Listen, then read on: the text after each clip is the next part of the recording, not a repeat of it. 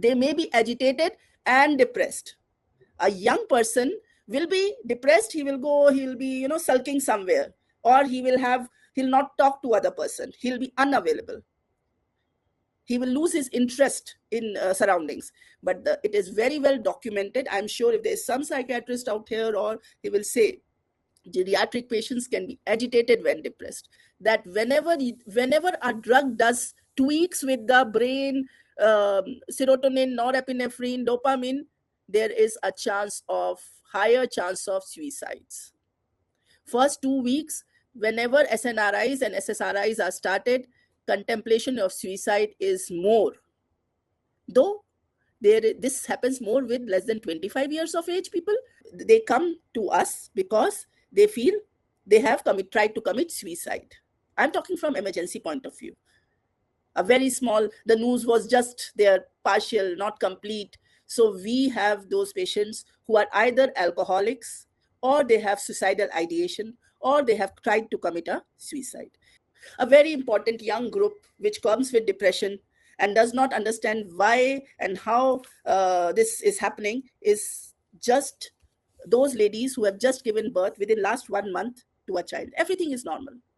Hello, thank you for tuning in. If you want to come back to this video later, just tap on the like button. It will save it to your liked videos so it's easier to find. And don't forget to hit on the bell icon to get notified whenever we drop new content.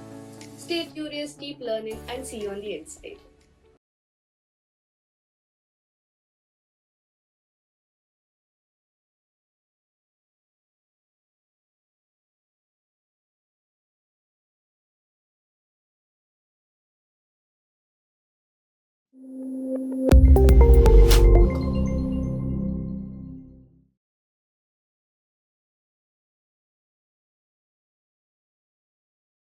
World Emergency Medicine Day, I bring you all greetings, and we shall discuss something which we do not do on a very regular basis, but we always face the challenges of managing psychosocial emergencies.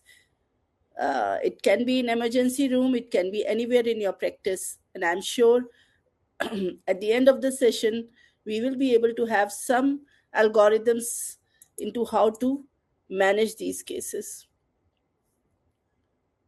So I'm starting with my greetings to everyone again on this day. The theme, please see the theme. The theme is Safe Space for Emergency Medicine Teams. Stop violence everywhere. This is very, very important. Okay. We have to ensure that there is the team itself is safe. If the team is safe, if the team protocols are respected, if the team feels respected, and by team I do not just mean the doctors, I mean the paramedics, the nurse, the doctor, and the worker, everyone feels safe and respected, they will definitely be able to save more lives. I was just trying to analyze. I've been working in emergency from last 15 years now, and I was just trying to analyze that what exactly creates that disharmony. Attendants feel we are not respecting them, we are rude to them. That it is not that we are not empathic, it is the burden of cases. We are overburdened. Each and everyone you will understand that everywhere hospitals are overburdened. They are running beyond their capacity, and when we run beyond our capacity, we are prone to make medical errors, and that is probably the reason. So overcrowd understaffing as being a reason to overcrowding is something which comes to me by this statement, that just because we are understaffed, we are having a lot of cognitive bias, we are not able to shift the patients at the right time, because by the time I am making decision on my patient 1, I have 5 more patients waiting for me for writing the orders or taking doing some emergency procedure to save life. And then I'm forgetting this patient one who could have safely been shifted out by that time. And this happens across all specialties when they work in emergency department or critical care units. So let us have safe teams, respect always, and violence never. Coming to two things, two simple words which we should understand is one is psychosis, one is neurosis. I'm sure all of you understand what are they, but I'll just tell them in simple words. So if there is a patient with you who is behaving abnormally, but he is not feeling he is behaving abnormally, but he thinks that everything is normal, whatever he is speaking, whatever he is doing is normal, that means he's far from reality. You can say words like hallucinations, delusions, disorganized thinking. This all is psychosis. Very simple. He has reality check is not there. Now, when such patients come to us, and I will tell you a very recent experience of 2 days back before, and you have to, there is a pattern in recognition, but that doesn't mean that we do not recognize the somatic illnesses first. Psychiatric illnesses come after the pattern does not fit into the somatic illness. If someone is coming with chest pain, it is my duty to rule out ischemic coronary artery disease before saying that this pain is because he is having some sort of anxiety disorder. Okay, now we'll understand this. Now, neurosis patient, he's connected with reality. He's shouting on top of his voice, but he knows that there is where he is. You ask him in between, where are you? He will tell you he's in the hospital. Okay, so that is the difference between psychosis and neurosis. And let us now think of a big focus today, I thought, should be mental health disorders in elderly. Finally, this country is waking up to geriatric medicine. All of us across all branches have been dealing with geriatric patients. All of us have probably heard it so many times that an adult is not like a small child, and an elderly patient physiology can be like a small child because he can be physiologically very unstable with small loss of fluid, small loss of blood, with some hypoxia.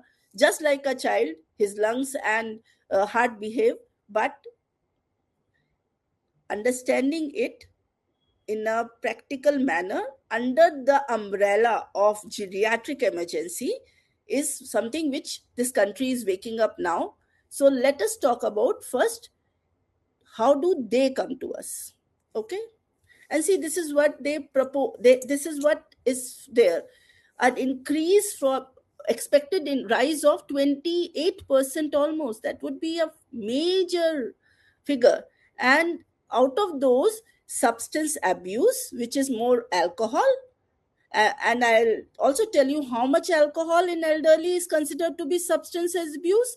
Even if he takes one drink a day, or on an occasion like a wedding, like a family, happy thing happening, he takes 3 drinks. And when I'm talking of elderly, mind you, we are not talking of my retirement age, which is 65. We are talking of 60.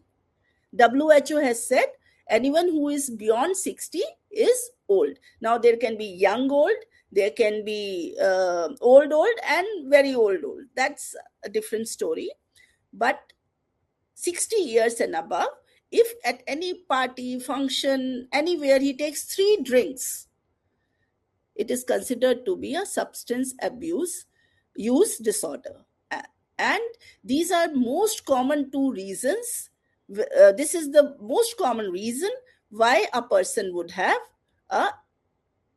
in this age group, major depression. Okay, now let us talk about, this is a very busy slide. Also, things are very small, so I'll just talk to you about it. And this is all about elderly patient. So this gentleman was 76 years old. This 76 years old man was brought by his son, and everyone in India will have some COPD. The COPD is not just linked to smoking, it is also linked to air pollution. And thanks to the growing air pollution, many of the lungs by that time are already suffering with mild or moderate COPDs. Now, this fellow also was having COPD. There was a history of cancer being operated, oropharyngeal cancer, which was operated. So there was a little deformity over the face. Not that evident, but yes, there was a deformity when he was operated some 3-4 years back. He has been doing well, but from last 2-3 days, he was behaving with sudden onset of shortness of breath, then okay, very agitated, trying to take out all his clothes and everything as well. So the son brought him to the emergency department. Now, when we see such patients, and there is always what I said was, we have a cognitive bias. That is everywhere. You see some patient who has been having a cancer history, you start thinking, oh, can he be having a metastasis in the brain, and that is why he is behaving so abnormally? Let us send him to CT. Then you think, oh no, there was a COPD. Let us do a arterial blood gas. Maybe he is having high carbon dioxide, and that is why he is in type 2 respiratory failure, and that is why he is behaving like this.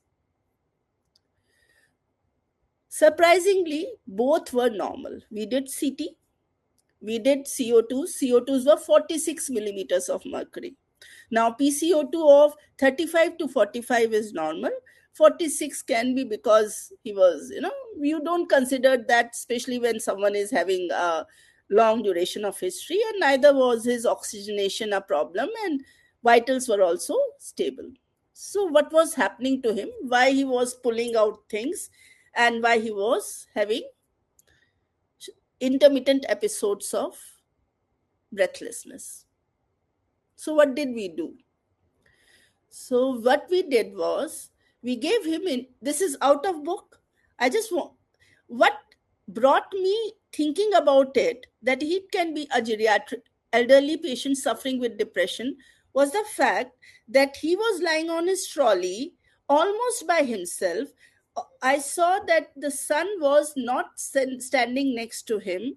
Most of the time when the son was there, very small period of time, he was on the phone. I mean, the son was on the phone, and this man was not communicating with his son. Normally, elderly people, when they feel come to hospitals, they are always so anxious. They try to keep on asking what is happening up till until it is not a cerebrovascular accident or a traumatic brain injury or something where they cannot communicate. But this gentleman was not communicating. And so when he was not communicating, there was definitely a little uneasiness between the two. And this son was telling us that whole night he had to hold his father, and because he was pulling out things. And it did not look, by seeing the son, again, I am probably biased, that he had been awake the whole night. You can see a person and you can tell whether you have been awake the whole night. And he did not look at all. He looked very kempt and all fine. But he said that he was standing, holding his father all throughout the night. And the same thing was also not, what he was trying to say was not, did not resonate with the nurse who was working in that area. So now coming back to why I am telling you this. So I am telling you this is because elderly patients more than 60 years, if they will have depression, they will not behave the same way as the young people. They will be agitated. As simple as that. They may be agitated and depressed. A young person will be depressed. He'll be, sulking somewhere, or he will have He'll not talk to other person. He'll be unavailable. He will lose his interest in surroundings. But it is very well documented. I'm sure if there is some psychiatrist out here, or he will say geriatric patients can be agitated when depressed. So recognizing a depression because of whatsoever reason by would was possible, and immediate urgent needful thing treatment was done, and we did not need to put him on an NIV mask and take off his carbon dioxide and send him to pulmonary medicine and all. So I mean to say that elderly patients will behave differently. They can be agitated in depression. Otherwise, there is a questionnaire which is called as patient health questionnaire.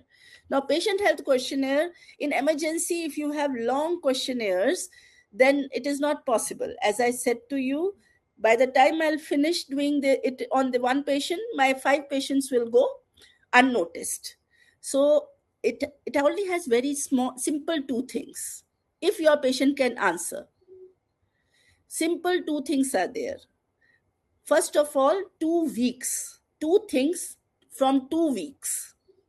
Okay. What are those 2 things?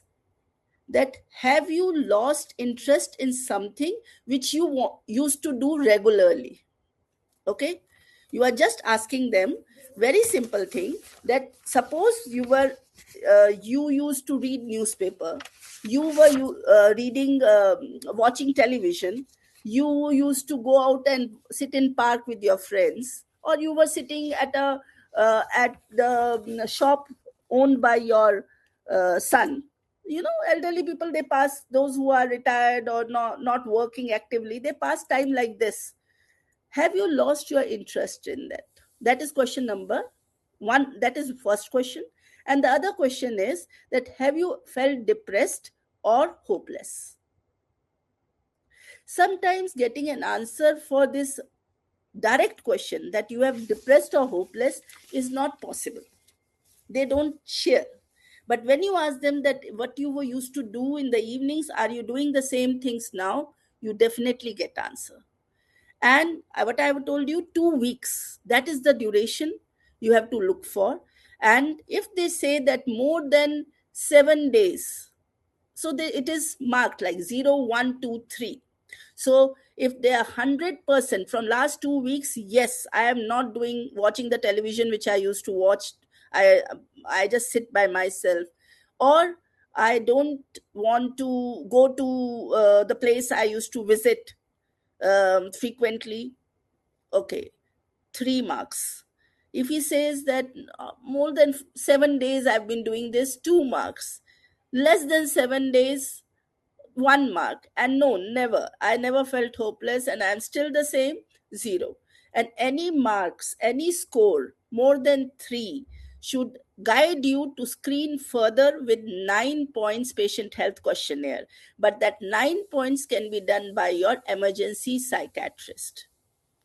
You have to refer this patient somewhere, because those who are depressed, the slide says it completely, they have what ideation? They have suicidal ideation. You leave them without attending, and next these patients will try committing suicide. And the risk of suicide also, there are scores. You can find out whether someone is contemplating committing a suicide. But again, the same thing, you don't have time. You are so busy taking care of chest pains, abdominal pains, arrhythmias, cardiac arrest, that you forget that there is someone sitting out there who might be no more if you don't take care of him. And this elderly people, as I said, we don't go ahead and just say, oh, this is psychiatric illness. We rule out all somatic illness before we say it is a psychiatric illness. And this dictum, this funda, is across all age groups. It is nothing to do with elderly. They will not have some social support. They might have lost their, they must be living alone. They might be very,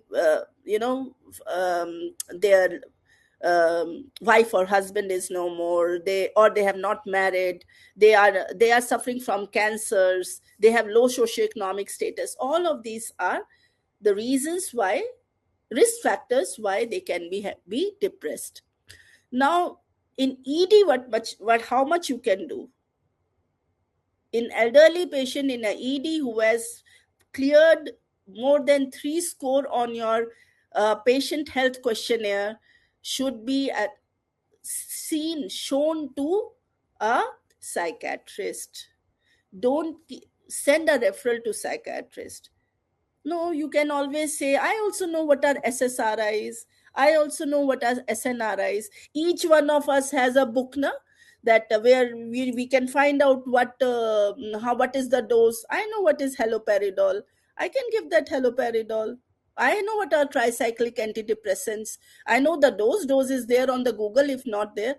Now, I'll just bring to you a notice one very important fact. If you start SSRIs, which is selective serotonin reuptake inhibitors, or if you start SNRIs, which are serotonin norepinephrine reuptake inhibitors, the effect will come in 15 days at least. There is no formula of magic effect. It is not epinephrine. Number one. Number two, which is more dangerous, that whenever a drug does tweaks with the brain, serotonin, norepinephrine, dopamine, there is a higher chance of suicides. First 2 weeks, whenever SNRIs and SSRIs are started, contemplation of suicide is more. Though this happens more with less than 25 years of age people, but it can anytime happen because the brain is getting a lot of abnormal chemicals. Okay, messengers are playing havoc with the brain. Therefore, urgent, emergent psychiatric consultation is a must. And psychiatric hold is also important. You can admit them and talk to this. Communication, non-technical skills. Okay, you tell a son that your father, I think so, is suffering with depression, and I think so there is some abuse going in. He will immediately get him lama from your hospital, and probably write on Google a review for you that this lady has talking nonsense. She tries to say that my father is mental, isn't it? That's what happens in this country. Yeah. So be very careful how you approach. But I have given you some idea of elderly depression. I'll just give you a very short. I have told you how many drinks means substance abuse in elderly and why it is so. See, again, the same thing. Adult is not a small child, but elderly is like a small child physiologically. The liver will not have that much strength. And if we keep on abusing alcohol use, it might create problems, especially depression. Now, another drugs like cocaine, like amphetamines, drugs like steroids, many times we see that steroids, especially in peripheries, are consumed more easily, are written more easily for simple diseases. Now, no doctor has ever gone in the morning to his clinic by thinking, today I will kill 3-4 people. No, we don't go like this. No matter whatever is my expertise, I go by saying, today I will save lives. And it is not me, it is every one of us. But so when we write a drug, because over the counter it is so easily available, and it gives a sort of euphoria, you know what steroids do. Okay, so it will they stop taking everything else, but they keep on taking that steroid tablet as and when they want to, because they feel, I'll take that tablet, I'll feel better. Today I was feeling a little dizzy, let us take that tablet, I'll feel better. So they themselves keep on taking that tablet. So steroids, beta blockers, calcium channel blockers, these are known for increasing the risk of certain um, depressive episodes. So obviously, alcohol abuse, cocaine abuse, amphetamine abuse stands apart. I will now move to elderly showing with bipolar disorder, and I am um, okay. So are we all understanding what is bipolar? So in bipolar, like till now, we were talking of those who were depressed because they were elderly, so they were agitated and depressed. Now we are talking of a single person who is sometimes very fun to have by side. Oh, he's a fun person, he talks nicely, he's always making you laugh, making your life easy if you're working with him. But I find a little difference in him when I antagonize him. The moment I antagonize what he wants, he changes, and he's the most difficult person to deal with. I'll bring it to a patient, elderly patient who has come to you. Whatever, he's trying to give you a history. Sometimes they start their history from 1947 and all. He's okay. You are listening, he's okay. You just tell him that, no, I want to know this point. You are not telling, don't beat around the bush. You tell me this point. And then they become very agitated. That is where we have to think about it, that it might be a bipolar disorder. It is not very common. As you can see, the prevalence is just 0.5% in all the adults, and there is and bipolar is more common in females, older females, I should, especially the 30 to 50 years age group. And does not, it has more of neurological, those who have had CVAs and all. It is not nothing to do with genetic disposition, because now we are talking of the age group where genetic disposition will not no longer be manifesting. Okay, so it is more of post CVA, post cardiac surgery, post stress, traumatic stress disorders, that we will see such cases. And from our pharmacology till today, the drug of choice is lithium. Be it young, be it elderly, the drug of choice is lithium. The good point of lithium is that it really works good. The bad point is that because the kidney of elderly patient is already like a child, it might, even if the levels are normal, lithium toxicity might be happening. Okay, so patient may have tremors, muscle twitchings, GI symptoms, CNS symptoms, altered mental status, so on and so forth. But when you send lithium levels, they come out to be normal. It is a false reassurance. I'm talking of elderly. Okay, so drugs like valproate, carbamazepine, lamotrigine, they are all anticonvulsants. They have also been established. They are used for bipolar disorders in elderlies. Schizophrenia, auditory hallucination, very common.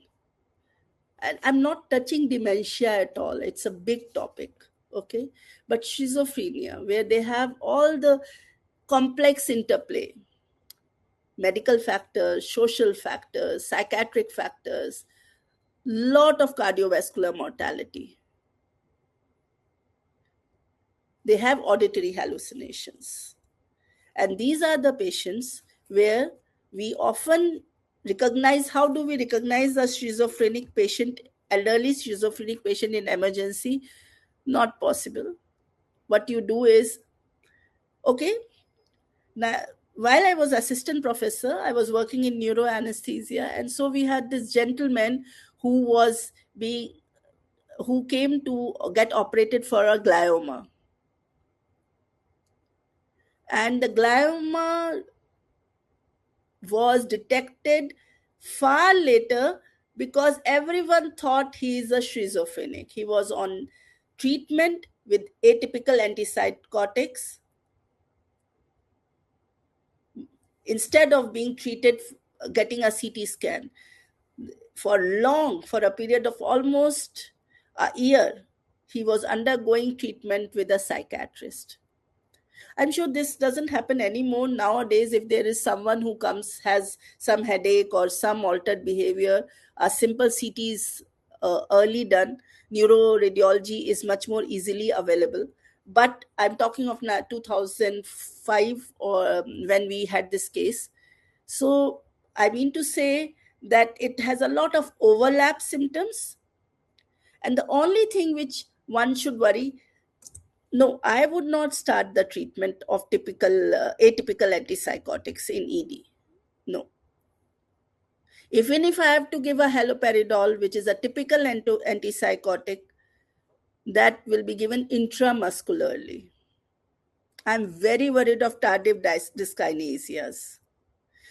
All of these drugs, they can always have a serotonin syndrome. Now, what is serotonin syndrome? So the patient is on lithium, nicely on lithium, he is vomiting. He goes to a small nursing home. What would the nursing home person do? Someone will come and give ondansetron. And what will happen? Serotonin syndrome, because you have given a drug which was serotonergic. Consider a same patient on a antipsychotic who has been given who was given probably a tramadol injection. Why? Because he had, he slipped, he had something, and he slipped, and someone said, give one tramadol, he's fine.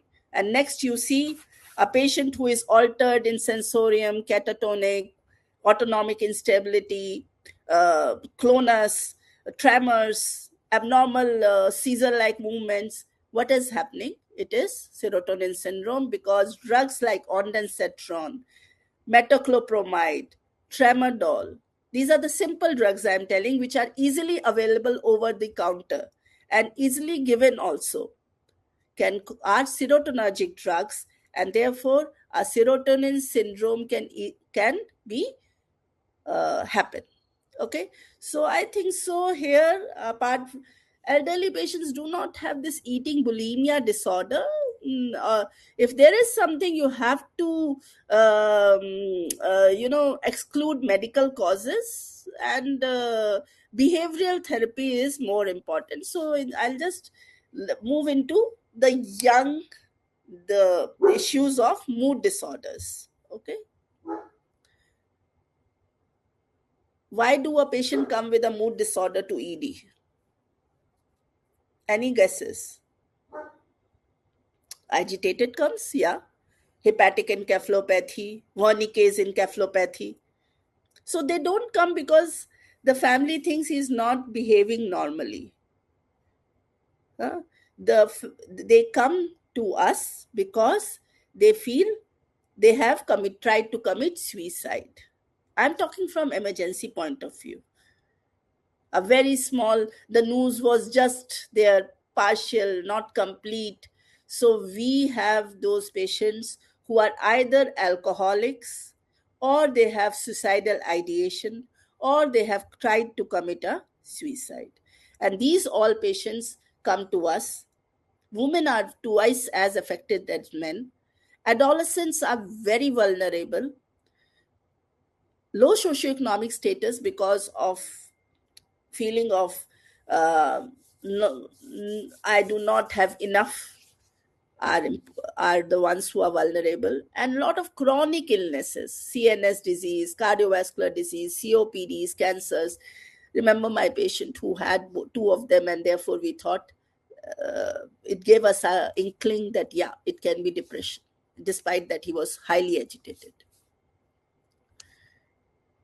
This is common to everyone, that what can cause. Okay, all neurotransmitters, serotonin, norepinephrine, dopamine, all circuitry is going haywire. So you can see there is something in the picture as well. In the childhood, I'll tell you some important is when in the childhood there is a stress. These children, their hypothalamic stress response is affected. They have problems with this corticotrophin releasing hormone, and it is seen that these are the children, when they grow up, they have more depression. And that is why probably nowadays schools try to tell most of the parents, like not like us, who were anytime, who were very worried if our marks were less, but no, don't say anything to the child, probably because of this. And these are studies, these are evidence. Now the depressive, again, the question number, patient health questionnaire 2. But as I said, that if two, both the things are plus 3, more than 3, or a total score is more than 3, then you have to do a PHQ 9. PHQ 9, there are 9 things in which anhedonia is same, hopelessness. Okay, or you are not doing what you used to do, weight loss or weight gain, unable to sleep or sleeping more, psychomotor changes, fatigued, getting up in the morning and feeling very tired, guilt for no reason. I am sorry, like this. Okay. Concentration problems, cannot concentrate on what they are doing, and suicidal ideation. So these all things, they are 9 things are part of PHQ 9. To be done by whom? The emergent call given to psychiatrist. Please involve the right person, because we are dealing with a life. If we leave him, sometimes, we don't want to accept that our near and dear person is suffering with depressive disorder, and so we don't want it to be on the medical record for whatever reason. And so we tell the doctor, no, okay, give something for him to sleep, him or her to sleep, and we'll manage, we'll sit one by one turn after other, and we'll manage. And next, that patient will come by after she or he will be brought dead. And this happens. A very important point, again, I will stress upon, is it is not that the moment patient will come and will have such symptoms, I will say that, oh, this is a psychiatric disorder. No. Only after we do rule out somatic illnesses. Now, someone who is like not responding even to painful stimuli, no head injury, what is the most simple thing which could have happened to him or her is hypoglycemia, isn't it? So hypoglycemia is very, very important to be ruled out. So is other endocrine disorders also. So are CNS disorders also, CVS disorders, cancers, drugs like beta blockers, steroids, calcium channel blockers. So there is a whole list of things which have to be ruled out, and it requires time, attention, and the person who should do it is the person who is trained to do it. He's the psychiatrist. But your job, my job as an emergency doctor, or your job if you are not working in not in emergency, but you are the doctor on first contact, is to recognize that this patient has a depression and there is no other thing over it, and get him into the referred to the right person. These all screening tools, I've discussed 2 of them. Sad Persons is a mnemonic, and Beck. All of these are, rest of all are also mnemonics, available on Google, MedCalc, wherever you want to check it out. So, how do I know whether someone is contemplating suicide? Very important, no? That is what. So someone, mothers, if the family member, if the friend, forget about the patient, says that this patient, this person has talked about it, it raises a red flag that you have to do the entire suicidal risk assessment score.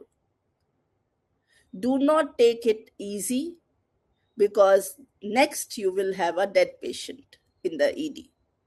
So just asking that person whether he has contemplated any time that it is better to die than live. And if he says yes to that question, there are 9 more questions which are asked in the suicidal risk score.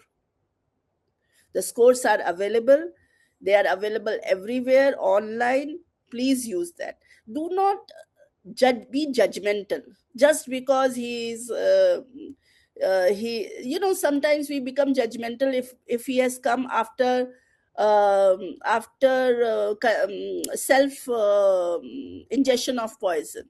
It might be that at that point of time he had this thought process. So non-judgmental but direct questioning, and you have to collaborate sorry, not collaborate, corroborate the answers with the external, means those people, what he is answering is correct or not. Okay, nowadays youngsters also know all those Google apps which we which we will also be checking, because learning a long score is of no use. Again the same thing, if it is depression, what do I do? What do you do if the patient comes and you say that yes, this patient is suicidal intent, whether he is elderly, whether he is young? If you start SSRIs, SNRIs, keep him in the hospital, because it will have effect after 15 days, and these 15 days are very, very tricky days. He is a young person. He will be more for move towards committing a suicide, because brain chemistry is not working correctly. And you have to be very careful about the doses. Withdrawal symptoms with abrupt discontinuation. Lot of people come to you that he was taking, but we felt, they themselves increase or decrease the dose without understanding the reason. And I'm sure if you have been seeing such patients, you will, and you must be having those stories with you, that they don't even know what they are taking, and they say, no, I was feeling much better, so I stopped it. And next there is a issue. And the most important issue, I've already told, that if they don't understand that they cannot take tramadol or any serotonergic drug, easy drugs I'm saying, tramadol, metoclopramide, ondansetron. Ondansetron also has an additional problem of cardiovascular problem. It increases the QTC interval, and you have sudden cardiac arrest happening. It makes the Torsades de Pointes, that is a polymorphic ventricular tachycardia. And suddenly he says he's having palpitations, and we don't understand it. So always drug history is very, very important. And that is why there is a mnemonic called AMPLE, AMPLE. When we take the history of a patient, at the same time we take ample history. And in M, from that ample, M stands for medications, and that should be there with every person. A very important young group which comes with depression and does not understand why and how this is happening is just those ladies who have just given birth within last 1 month to a child. Everything is normal.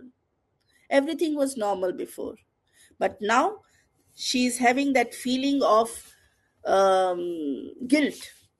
She's having ambivalent feelings toward the newborn. Okay, now what is happening? This is called as postpartum depression, and see, the incidence is about 15% of women. And Today it is said that it can happen up to 1 year post delivery. This is very difficult, you know.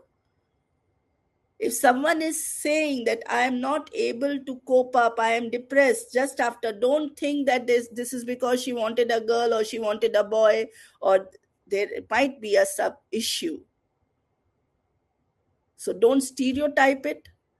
Do not think that this is happening because she wants to avoid work. Understand that there is a major disease pattern which is called as postpartum depression, and she needs medical help. Now, what drugs can be given in postpartum when she is lactating? Who will take care of it? It will be an obstetrician with a psychiatrist. The emergency department has nothing to do with it. Write referrals. The first drug also has nothing to do with it. Bipolar disorder, as I said, youngsters also very important. Bipolar disorders, sometimes mania, sometimes depression. Type many two types, rather not just two types. Also cyclothymic, also mixed states. Okay. Now, what do I do to know? Like I had that PHQ 2 questions. Here also I have a questionnaire, but I need to know for 1 week only. 1 week. There I was asking for 2 weeks, if you remember. Here I am asking only for 1 week. That is this particular patient has been with this elevated mood or irritated mood for more than 1 week, more than and equal to 1 week. If that is there, it is considered to be, obviously along with a depression disorder, is considered to be a um, bipolar disorder. Now I'll just talk to you about what are those symptoms which are very important when you are trying to um, talk about mania. So what, not just elevated mood or inflated mood or inflated self-esteem. It also talks about decreased need to sleep. So they feel that, oh, I don't need to sleep that much. Why are you sleeping? The pressured speech, fast talking, too much content in too little time, racing thoughts. One time talking about something while you are trying to understand that person moves to another subject. Very easily distractible. Suppose he or she was talking and you raised a point in between, forgetting what the person was talking. Psychomotor agitation. And they have this tendency of, being involved in high risk activities. What are those high risk activities? Motorbike racing, money, trying to do something which is socially not acceptable. Okay, you call those high risk behaviors. Those high risk behaviors are, and whatever else I said, are those associated symptoms which you have to look for. Now here you have to look for all of them in the ED itself, because you have to treat the mania. Okay, you have to treat that. You cannot treat the depression. I've already told you the reasons. Yeah, you can sedate the patient, you can send him to the psychiatrist, you can treat an agitated patient by giving some sedation, but you have to treat the mania part of it. Otherwise the patient would indulge in more high risk activities and can harm himself and also others. It has a strong genetic component, some brain networks, and most of the time the mania episode and the depression changeover happens because of some environmental stresses. So they will be more gloomy in the rainy season. They'll be more happy when it rains. So it is just linked to that. Again, in not for the ER doctor. Okay.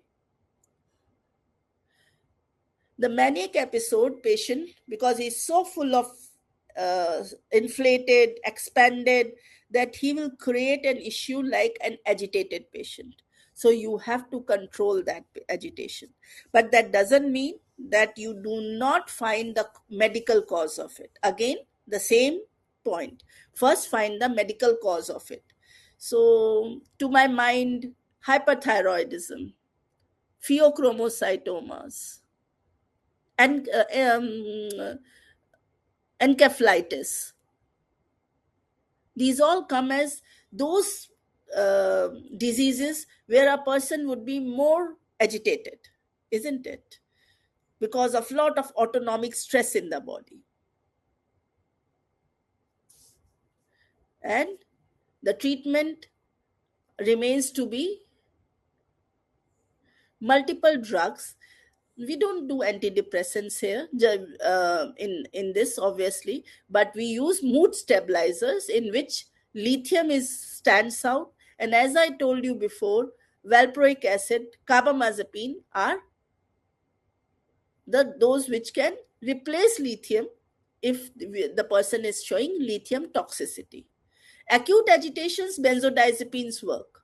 Midazolam works.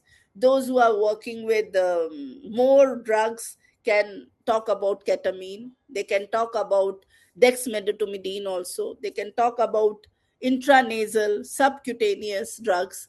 But let us not talk about tramadol, serotonergic drug, because we may have a serotonin syndrome which will be more difficult to treat and more difficult for the attendants to understand. Any of this patient, young patient, who is having uh, any psychosocial issue, you have to assess the suicide risk. Can he self harm? Is he a harm to himself? Is he a harm to his family members? And understand that for the safety concerns, a psychiatric evaluation is indicated. Please definitely send him for psychiatric evaluation. The last on this topic, yeah, if the time permits me still, is about anxiety disorders, more common. Okay, exams. We see a lot of nurses coming, postgraduate, undergraduate students, becomes very anxious. They've not done, some have studied too much. Still they're anxious because they still feel that they are not able to remember. Some have not studied and therefore they are anxious. So a lot of anxiety disorder patients come to you, to us. More common, females, young. And it has to be recognized that those who are very anxious have a limbic system hyperactivity and decreased cortical modulation, and there is a genetic and environmental risk factors. The GABA is dysregulated, and same is with serotonin. So we are still dealing with decrease in GABA and increase in serotonin. Okay. Now we have to think about that. How do we understand which type of anxiety disorder it is? Is it a generalized anxiety disorder, chronic worry?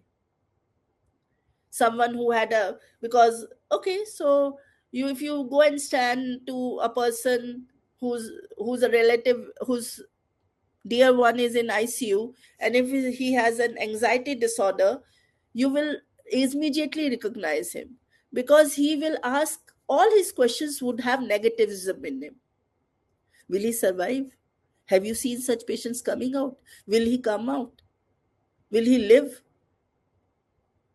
When will he die? Means every question will have negativism in it, and there is a generalized anxiety disorder.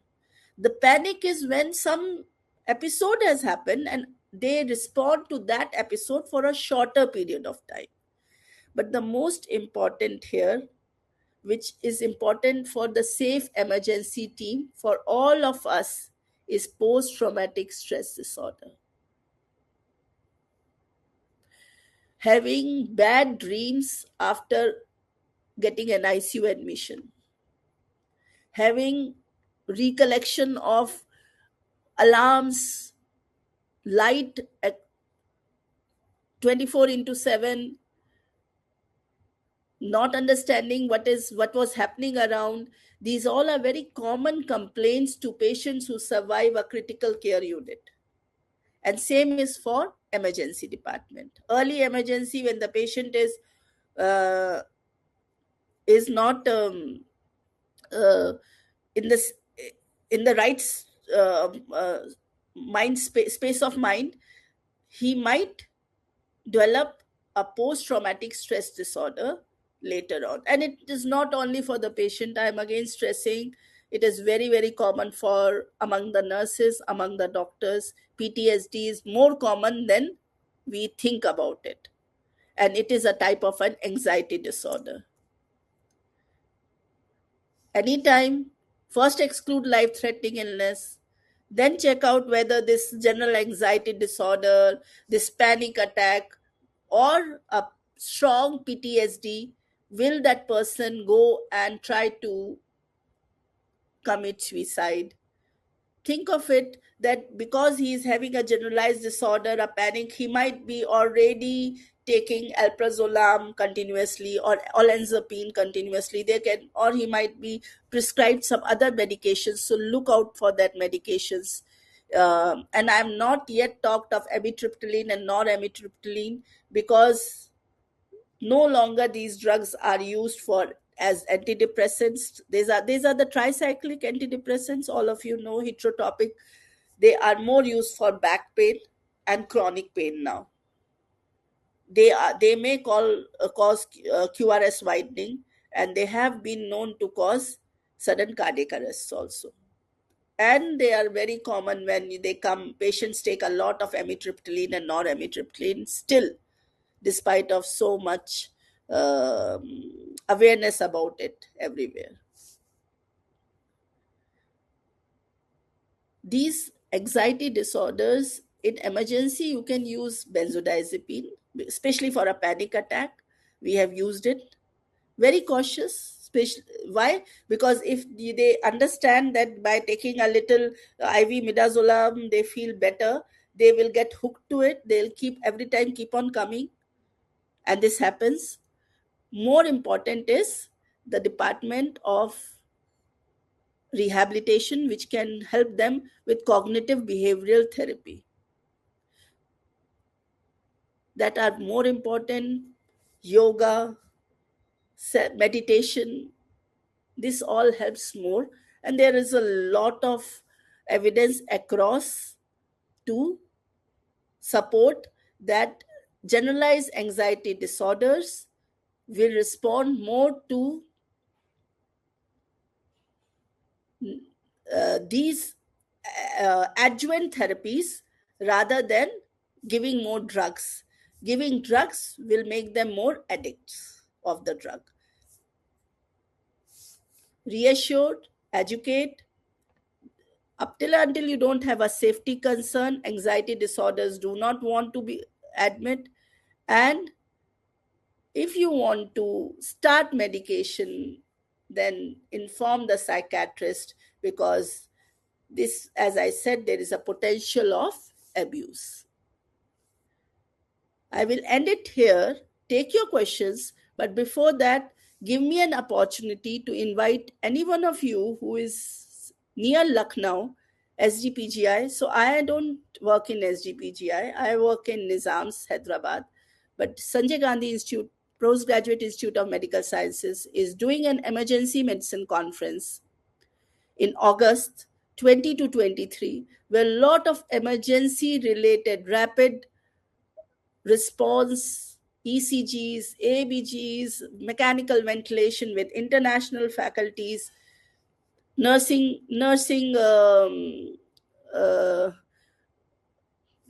what I should say, workshops on obstetric life support. You know, what is the maternal mortality? Still 36. Child mortality in UP is still 36. I was just reading the other day. We have to together work a lot. And this particular conference, my very good friend Dr. Ratendra Singh is doing it with 21 workshops. Please do check these workshops online. I've kept you the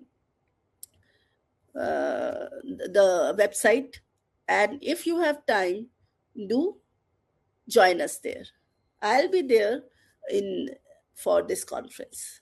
So I thank you all for a patient listening, and please now I can take the questions.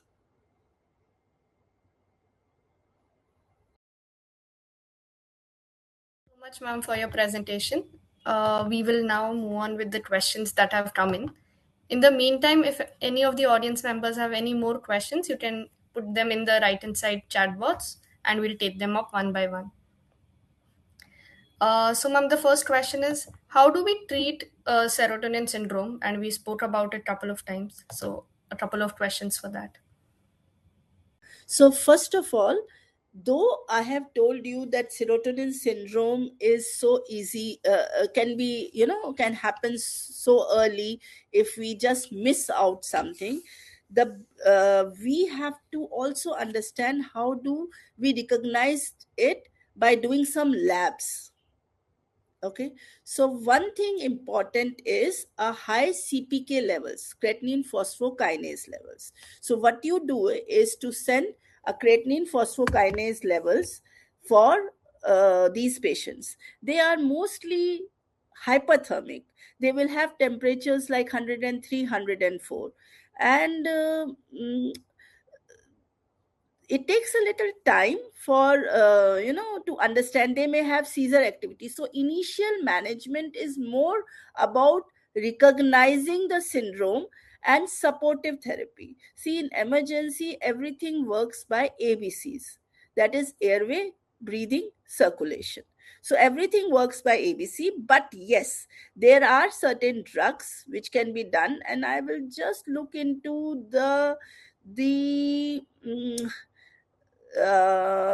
how much is the dose. So I have a book in front of me. Give me an idea, time to just look out for the dose, because this is a very pertinent question and I am forgetting the dose of the drugs. So um as I said that um we have this recognition with CPK. We have to discontinue all the drugs which are being used. We are not able to get cyproheptadine, which is the drug of choice.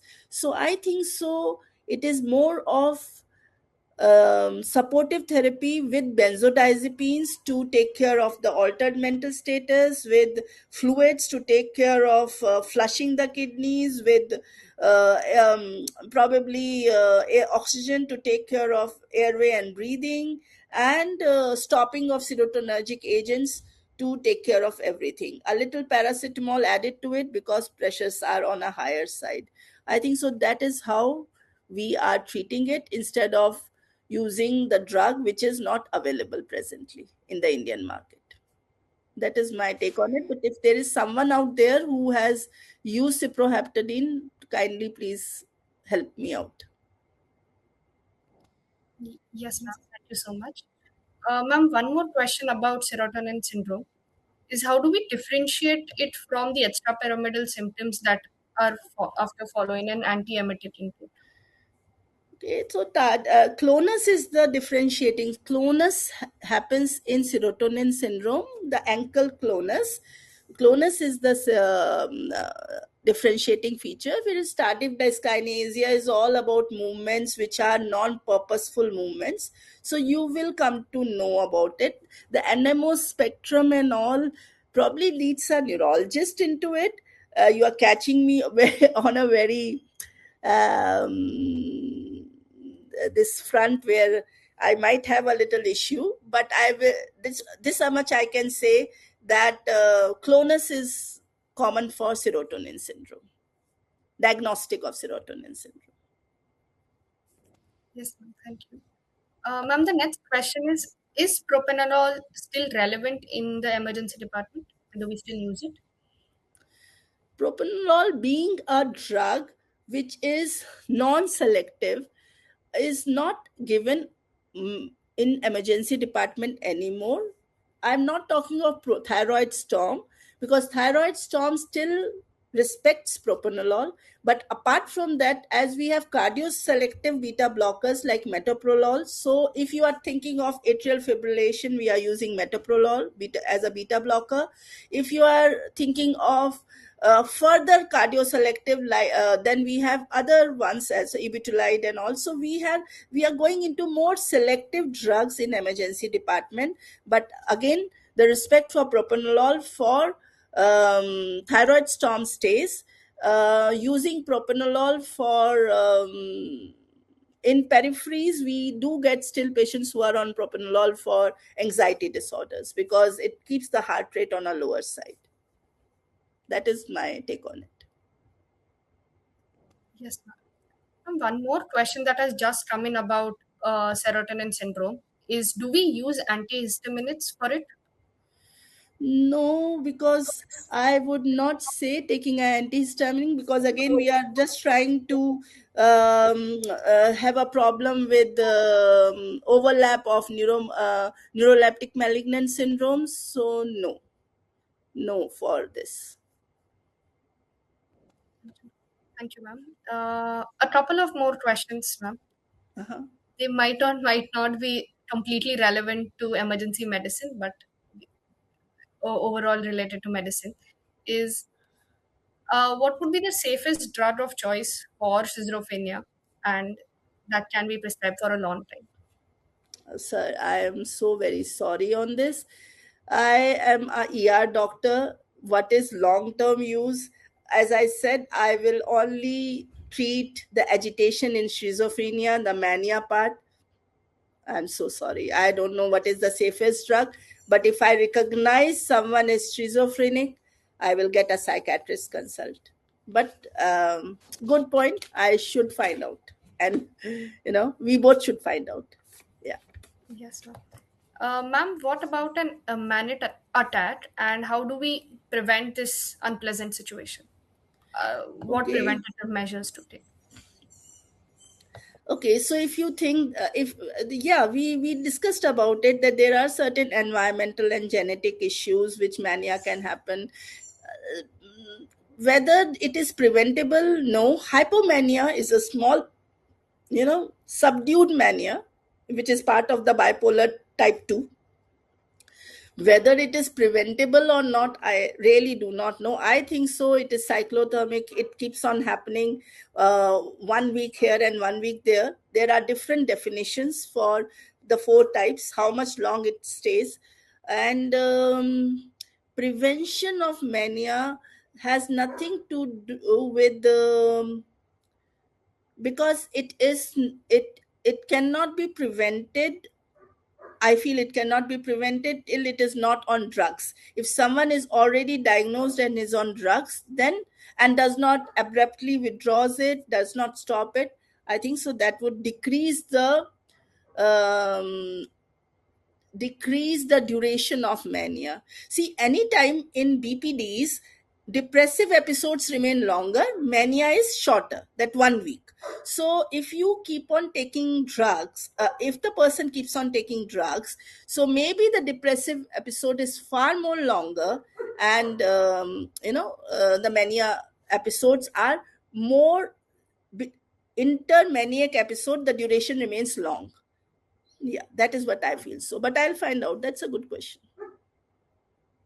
Ma'am, that is all the questions that have come in. Thank you. Thank you so much, ma'am, for your presentation. Thank you. And again, this was not a psychiatric seminar. It was all what emergency department can do. And I just wanted to raise to you that a safe emergency medicine department or casualty or whatever you say, your own clinic, you should recognize depression, because and you should recognize BPD. So I think so we have done that job, achieved that objective. So thank you everyone, and thank you for managing emergencies in your day-to-day life. It makes it more easy. Can I? Yes, ma'am. Thank you so much, ma'am.